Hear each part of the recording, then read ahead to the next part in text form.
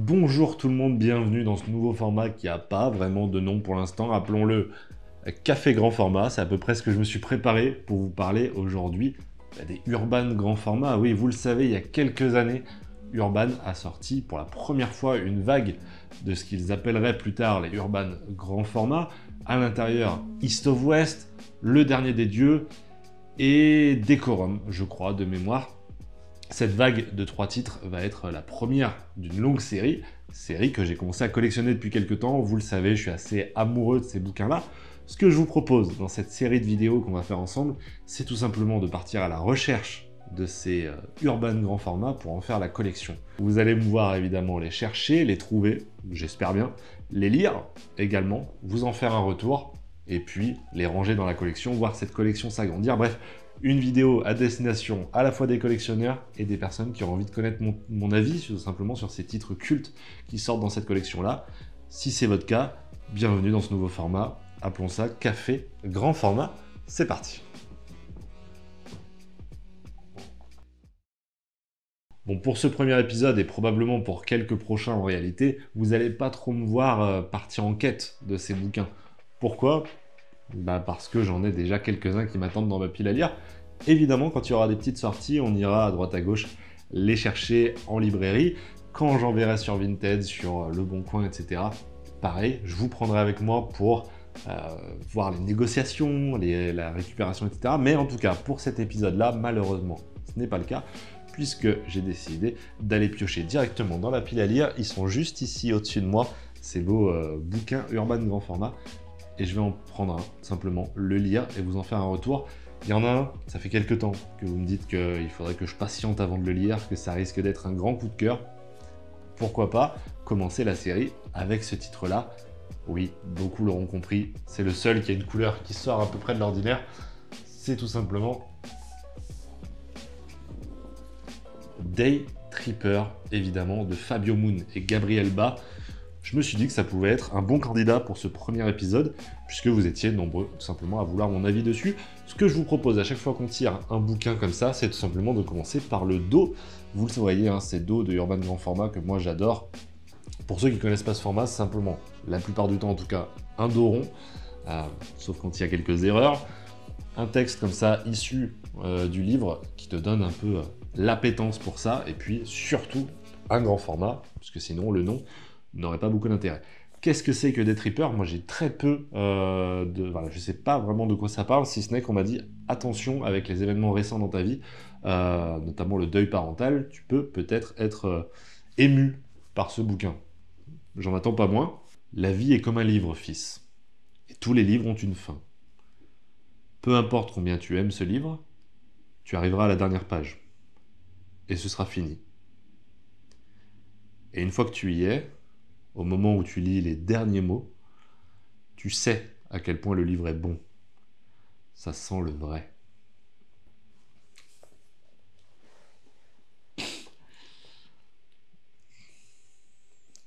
Ok. Bon, effectivement. Alors, rien que si tu prends La vie est comme un livre, fils, et tous les livres ont une fin, je crois que rien que cette phrase, qui paraît hyper originale, hein, déjà, ça met une petite claque. Fabio Moon, j'ai rien lu de lui. Gabriel Ba, évidemment, je connais ses travaux, notamment sur Umbrella Academy, que j'aimais beaucoup. Voilà, j'aimais beaucoup son dessin. De mémoire, Fabio Moon, c'est son frère en plus, donc s'il parle de la perte du parent et qu'ils sont tous les deux concernés, ça peut être très cool. Bah écoutez, moi je vous fais un petit time-lapse, le temps de lire ça. Je sais pas si je lirai tout en une seule fois, mais je vous retrouve juste après de toute façon pour vous faire mon avis à chaud, pas trop construit, mais à chaud en tout cas. Ça peut être intéressant. Allez, je me plonge là-dedans. C'est parti.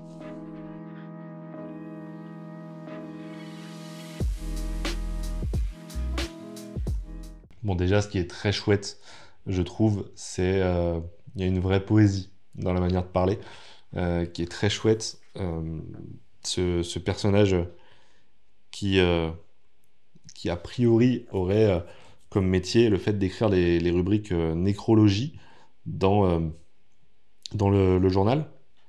Donc, forcément le thème de la mort qui va être a priori assez récurrent.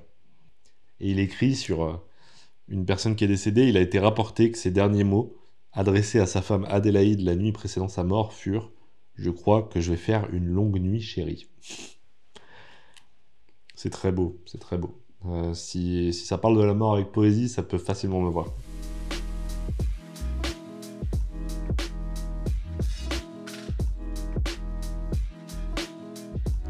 Je voulais écrire sur la vie, Jorge, et regarde-moi.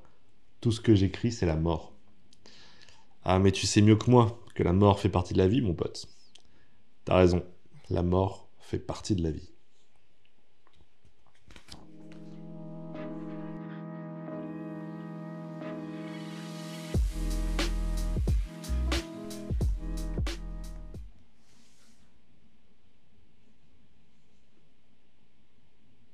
Ok.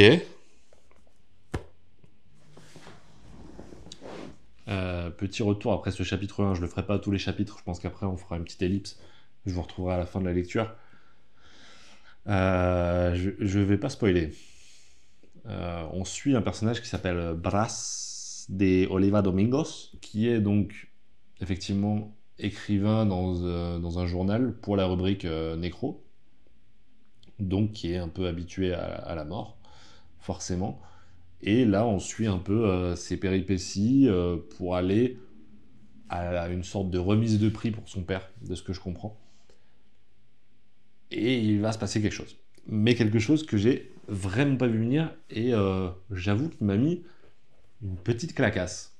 Là, en fait, ce qui est assez terrifiant, c'est que ce premier chapitre aurait pu être une histoire à part entière. Et on aurait pris plaisir à la lire. Donc je pense qu'en fait, le format issue a l'air de se prêter plutôt bien à ce bouquin. Donc ma foi, moi je continue et je vous fais un petit retour à chaud, un rechaud à tour. On va rester ici, un retour à chaud, juste après pour vous dire ce que j'en ai pensé. Restez là, pour vous c'est dans quelques secondes. Pour moi, le temps d'une belle lecture.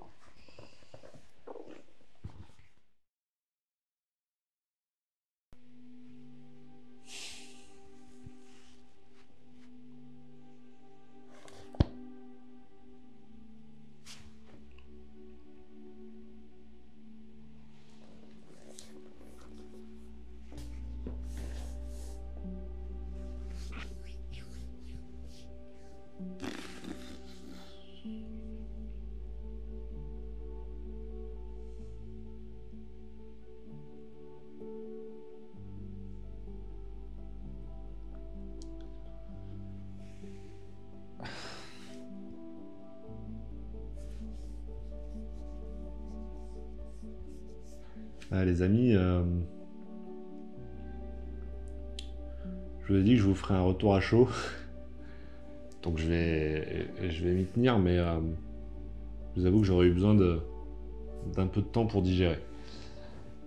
Ok. Quand on s'est laissé, je vous présentais le personnage de Brass en vous expliquant son métier, en vous disant que il lui arrive quelque chose à la fin du chapitre. C'est dur de pas spoiler le concept même du bouquin. Et je vais pas le faire parce que j'ai envie que vous découvriez. Ok. C'est effectivement un bouquin qui va traiter de la mort. Ça traite de la mort, effectivement. Oh, c'est dur d'organiser mes pensées. Ok. Bon, déjà, c'est exceptionnel comme lecture. Voilà. On m'avait dit, je crois que CG m'avait dit, il y a un avant et un après des Trippers. Et je le comprends parfaitement. Il y a une morale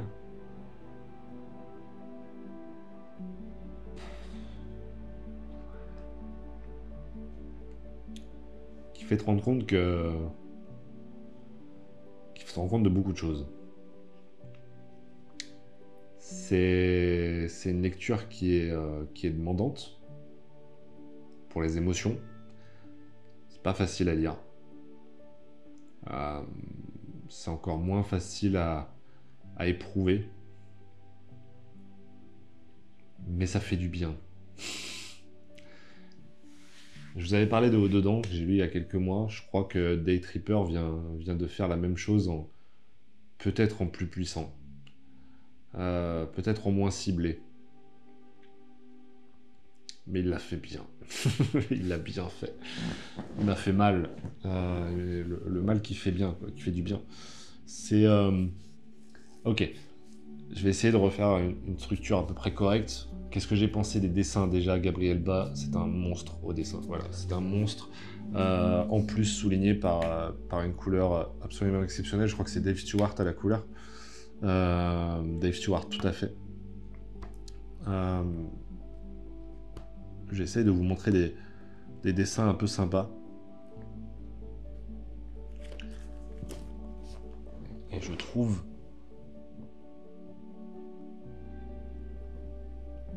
qu'il y a une sorte de poésie dans le dessin qui s'accompagne excellemment bien du texte qu'il est au moins autant. En gros, on va avoir une rubrique nécro à la fin de chaque chapitre. Et c'est superbement écrit. En fait, c'est une sorte de récompense, de bonbon à la fin de chaque chapitre qui est monumentale, qui pourrait constituer à chaque fois une des meilleures lectures possibles.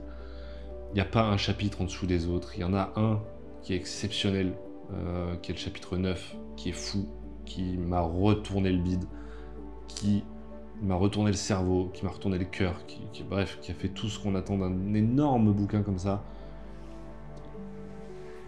De toute façon, je vous en reparlerai de ce bouquin. Voilà, c'est une évidence. Je vous en reparlerai en live, je vous en reparlerai en vidéo, je vous en reparlerai en podcast, parce que j'ai besoin de le digérer et je pense déjà à ce moment-là, tout de suite après la fin du bouquin, qu'effectivement c'est une de mes meilleures lectures, parce que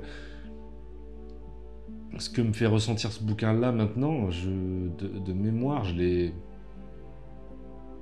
pas beaucoup ressenti, quoi.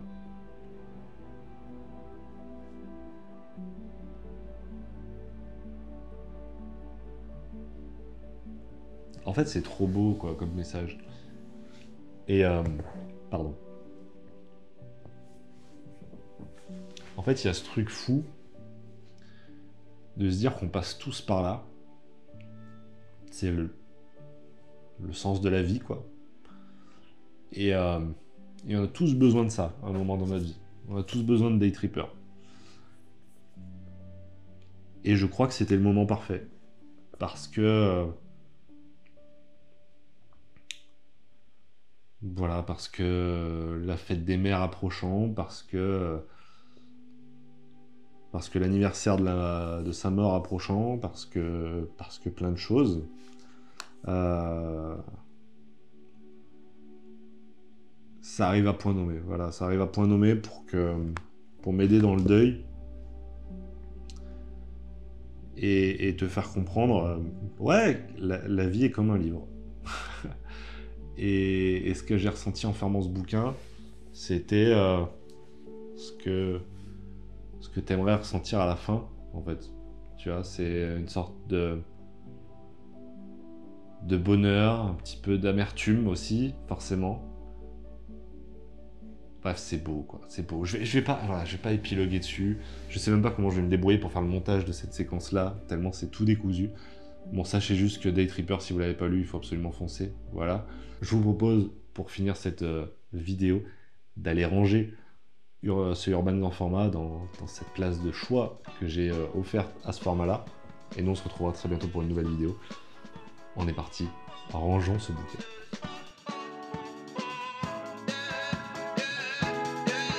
No.